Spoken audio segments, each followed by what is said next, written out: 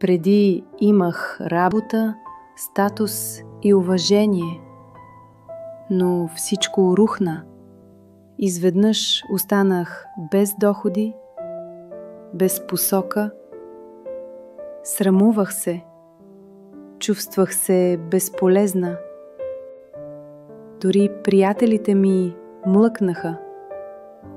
Започнах да се моля, тихо, всеки ден, без думи, само с сълзи.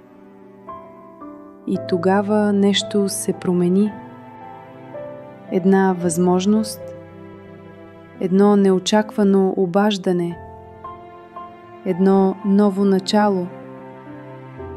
Работа, в която се чувствам нужна. Спокойствие, което не идва от света. Благословение, което само Бог може да даде. Ако си в трудност, не се отказвай. Напиши амин и продължавай да вярваш. Бог не е забравил теб. Ако вярваш, че Бог не забравя никого, остави сърце. Сподели с жена, която се нуждае от надежда. Присъедини се към нашата безплатна молитвена група. Доктор по богословие ще се моли специално за теб.